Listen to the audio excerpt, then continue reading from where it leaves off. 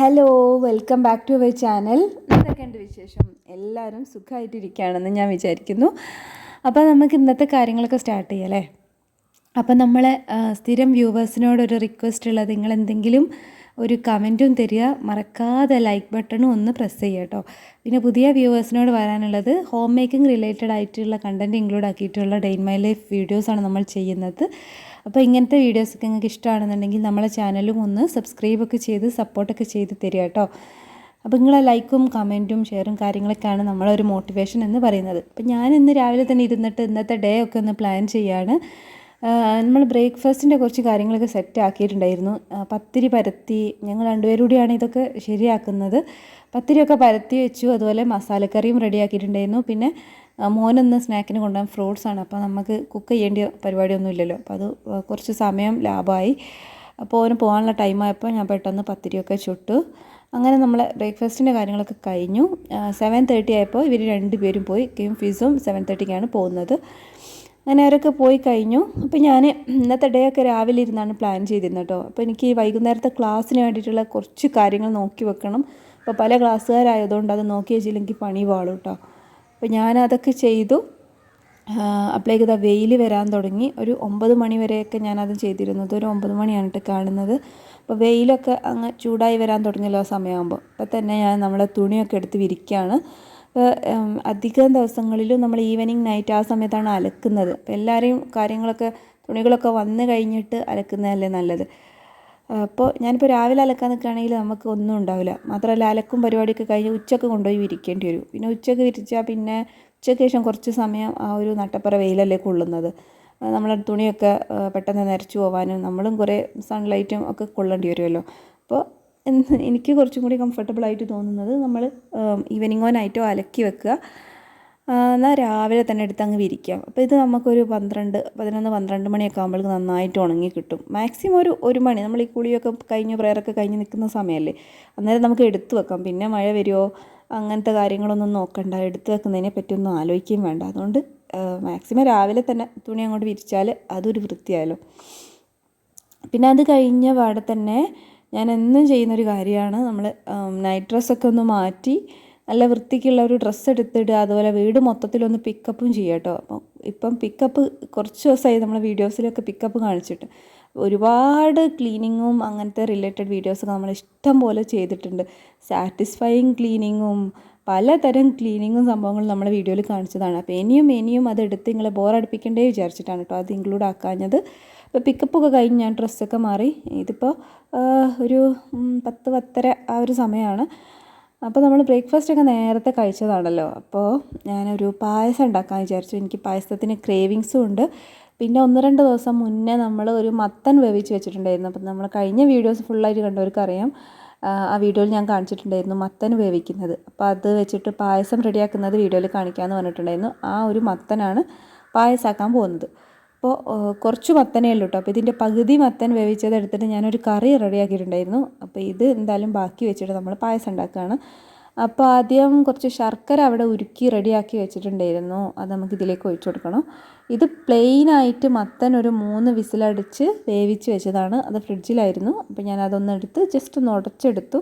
അതിലേക്ക് ഒരു 4 ശർക്കര ഉരുക്കിയത് ഒഴിച്ചു കൊടുത്തു. പിന്നെ അപ്പുറത്ത് മിക്സിൻ്റെ ജാറിൽ ഒരു അരപ്പ് കാണുന്നില്ലേ, അത് തേങ്ങയും ചെറിയ ജീരകം കൂടി നന്നായിട്ട് അടിച്ച് പേസ്റ്റ് ആക്കിയതാണ് കേട്ടോ.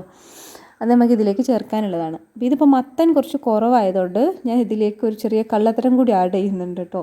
ഇത് ശരിക്കും ഫുൾ മത്തനാവുമ്പോൾ അങ്ങനെ വേണമെങ്കിൽ അങ്ങനെ എടുക്കാം. ടേസ്റ്റിലൊന്നും വ്യത്യാസമൊന്നും വരില്ല. എന്നാലും ഫുൾ മത്തനാണെങ്കിൽ അത് വേറൊരു എന്താ പറയുക, അതിൻ്റെ ടേസ്റ്റ് ഒന്ന് വേറെ തന്നെയാണ്. അപ്പോൾ മത്തൻ കുറവായതുകൊണ്ട് ഞാനിത് ഒരു 1.5 ടേബിൾ സ്പൂണ് പത്തിരിപ്പൊടി വെള്ളത്തിൽ കലക്കിയിട്ട് അത് ഒഴിച്ചു കൊടുത്തതാണ്, നല്ല തിക്കായിട്ട് കിട്ടാൻ വേണ്ടിയിട്ട്. അല്ലെങ്കിൽ നമ്മൾ കുറച്ചുകൂടി വെള്ളമൊക്കെ ഒഴിച്ചാൽ അത് ഭയങ്കര ലൂസായി പോകില്ലേ. അപ്പോൾ കുറച്ചും കൂടി അടിപൊളിയായിട്ട് കണ്ടൻറ്റ് കൂട്ടിയെടുക്കാൻ വേണ്ടിയിട്ട് ചെയ്തതാണ് കേട്ടോ. ഇതിപ്പോൾ തന്നെ കാണുമ്പോൾ നല്ല ടേസ്റ്റ് ഉള്ളതായിട്ട് തോന്നുന്നില്ലേ? ശർക്കരയും മത്തനും കൂടി തന്നെ ഇങ്ങനെ വിരകിയെടുക്കുമ്പോൾ പ്രത്യേക ഒരു ടേസ്റ്റാണ് കേട്ടോ. ഈ സമയത്തൊക്കെ ഞാൻ ജസ്റ്റ് ഇങ്ങനെ ടേസ്റ്റ് നോക്കുന്നുണ്ടായിരുന്നു. അപ്പോൾ എനിക്ക് കൊതിയായിട്ടൊരു രക്ഷയില്ലേനും. ഇതിലേക്ക് നമുക്ക് അരപ്പും കൂടി വെച്ചാൽ മതി. പിന്നെ കുറച്ച് മത്തൻ്റെ കഷ്ണങ്ങളൊക്കെ അങ്ങനെ ഇരുന്നോട്ടെ, അതൊക്കെ നമുക്ക് അവസാനം കഴിക്കുന്ന സമയത്ത് നല്ല ടേസ്റ്റ് ഉണ്ടാവും.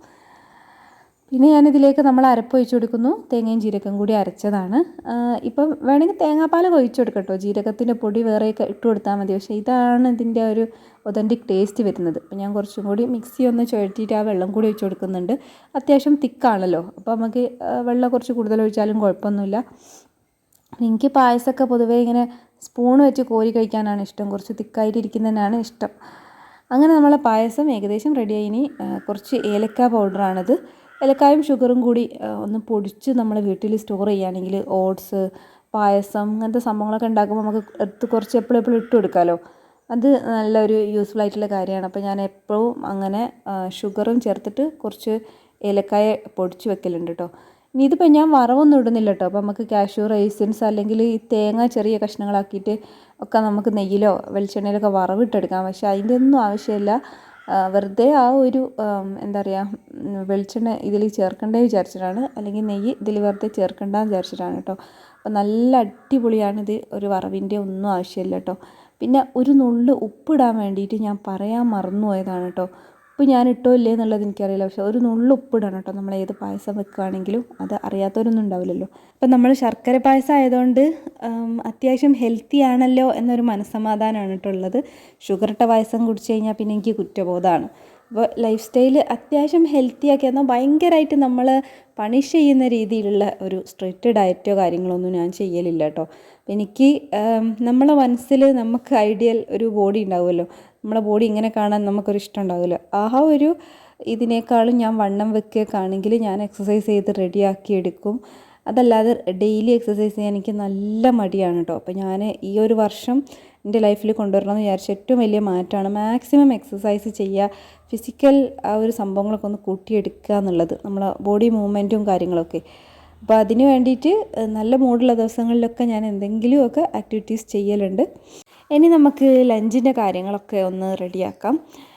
എല്ലാ ദിവസവും ഞങ്ങൾ ചോറ് തന്നെയാണ് ഇവിടെ ഉണ്ടാക്കുന്നതും കഴിക്കുന്നതും ഒക്കെ. അപ്പോൾ ഒരു മടുപ്പായിട്ടുണ്ടായിരുന്നു. അപ്പം ഞാൻ വിചാരിച്ചു ഇന്ന് മാക്രോണി ഉണ്ടാക്കാമെന്ന്.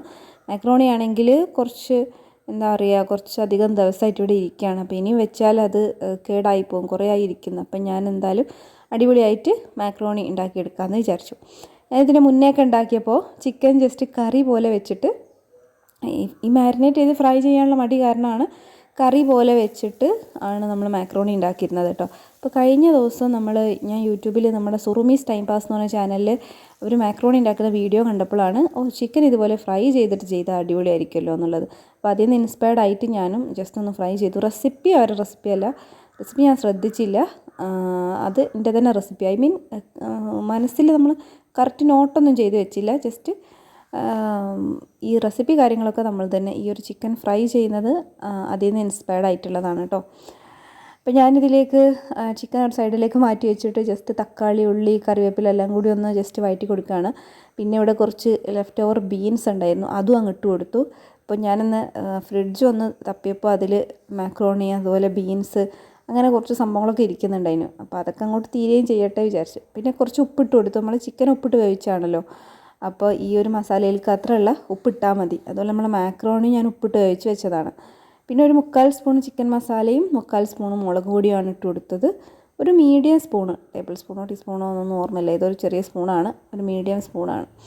ഇനി എല്ലാം കൂടി ഒന്ന് മിക്സ് ചെയ്ത് കൊടുക്കുക. ഇതിപ്പോൾ ചിക്കനൊക്കെ വറുത്ത് കോരി അങ്ങനെ ഒന്നും ചെയ്യാനുള്ളൊരു ചെറിയ മടിയാണെന്ന് വിചാരിച്ചോളൂ. അപ്പോൾ ആ ഒരു ഇത് കാരണമാണ് ഒരു സൈഡിലേക്ക് നീക്കി വെച്ചിട്ട് ഇത് തന്നെ വാട്ടുന്നത്. പിന്നെ കുറച്ച് സോസ് ഒഴിച്ചു കൊടുത്തു.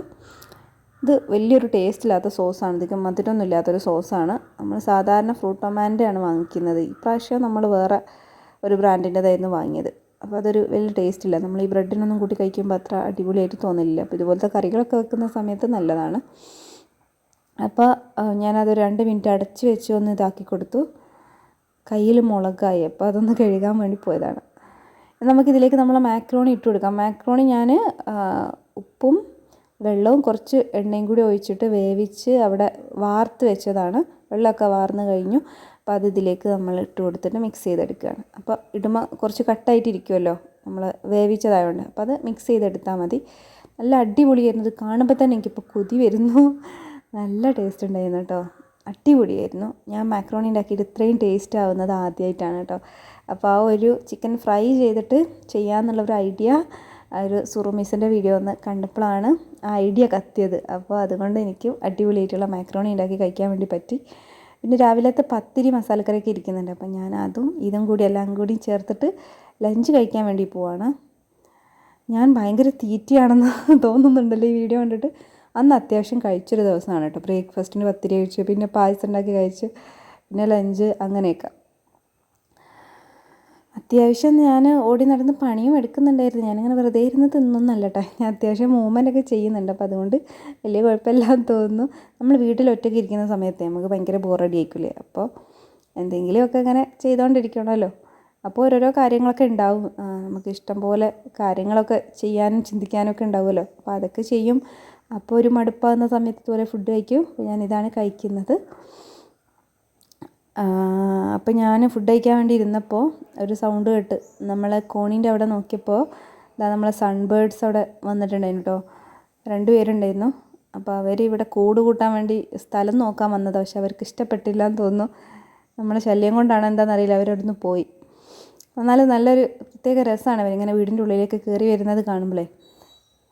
പിന്നെ ഇവരെ കൂടൊക്കെ നമ്മളെ വീടിൻ്റെ പരിസരത്ത് തന്നെ ഇവിടെ ഉണ്ട് കേട്ടോ. സാധാരണ അവരെത്ര കൂടുണ്ടാക്കിയാലും അത് താഴെ വീണ് പോകുന്നതാണ് പതിവ്. ഇവിടെ ഇഷ്ടംപോലെ ബേഡ്സ് ഉണ്ട് കേട്ടോ. ഞാൻ ഭയങ്കര ഹാപ്പിയാണ് അതിൽ. നല്ല രസമല്ലേ നമുക്കിങ്ങനെ ബേഡ്സിൻ്റെ സൗണ്ടൊക്കെ കേട്ടിരിക്കാൻ. പിന്നെ കുറേ നേരം റെസ്റ്റൊക്കെ എടുത്തു. പിന്നെ ഈവനിങ് അന്നേരം ഗോൾഡ് മെഡലിൻ്റെ ഡയറി കൊണ്ടുവന്നിട്ടുണ്ടായിരുന്നു. ഈ വർഷത്തെ ഡയറിയാണ്. ഇവരെ ഒരു പ്രത്യേകത എന്താ വെച്ചാൽ ഇവരിൽ ഡേറ്റോ കാര്യങ്ങളോ ഒന്നും ഉണ്ടാവില്ല. അപ്പം നമുക്ക് എപ്പോൾ വേണമെങ്കിലും യൂസ് ചെയ്യാം. പിന്നെ ആകെ ഉള്ളതെന്ന് വെച്ചാൽ ഇവരെ ഓരോ ആഡ് ഉണ്ടാവും. ഓരോ മന്ത് കഴിയുമ്പോൾ ഓരോ പേജിൽ ആഡ് ഉണ്ടാവും. കഴിഞ്ഞ വർഷത്തിൽ ഓരോ മോഡൽസിൻ്റെ ഫോട്ടോയൊക്കെ ഉണ്ടായിരുന്നു. ഈ വർഷത്തിൽ മെയിനായിട്ട് ഇങ്ങനത്തെ ഓരോ വസ്തുക്കളാണുള്ളത്. കഴിഞ്ഞ വർഷത്തെ ഡയറിയിൽ ഞാൻ ഈ എന്താ പറയുക ഇമ്പോർട്ടൻ്റ് കാര്യങ്ങളൊക്കെ എഴുതി വെക്കുന്ന ഒരു കണക്ക് പുസ്തകം ഉണ്ടാവുമല്ലോ, അങ്ങനെ ആയിട്ടാണ് വെച്ചത്. ജേർണലും കാര്യങ്ങളൊന്നും എഴുതാറില്ല. പിന്നെന്താണ്, നമ്മളെ മുറ്റത്തൊരു തേങ്ങ മുളച്ചെടുക്കുന്നുണ്ട്. അപ്പോൾ അത് പൊട്ടിച്ചപ്പോൾ അതിന് നമുക്ക് പൊങ്ങ് കിട്ടി. എനിക്ക് നല്ല ഇഷ്ടമാണ് പൊങ്ങ്. ഇപ്പോൾ ഞാൻ ക്ലാസ്സിന് കയറാൻ വേണ്ടി റെഡിയാകാൻ കേട്ടോ. അപ്പോൾ പൊങ്ങൊക്കെ കഴിച്ച് അടിപൊളിയായിട്ട് പിന്നെ ക്ലാസ്സും പരിപാടികളൊക്കെ ആയിരുന്നു. കൂടുതൽ ക്ലിപ്സ് എടുത്തില്ല കേട്ടോ. പിന്നെ ക്ലാസ്സൊക്കെ കഴിഞ്ഞു. അന്ന് എന്തായിരുന്നു ക്രിക്കറ്റ് കാണുമായിരുന്നു. അപ്പോൾ ഞങ്ങളെല്ലാ പരിപാടിയും കഴിഞ്ഞിട്ട് കുറച്ച് സമയം നമ്മൾ സ്പെൻഡ് ചെയ്തുകൊണ്ട് ഞങ്ങൾ ക്രിക്കറ്റൊക്കെ കണ്ടു.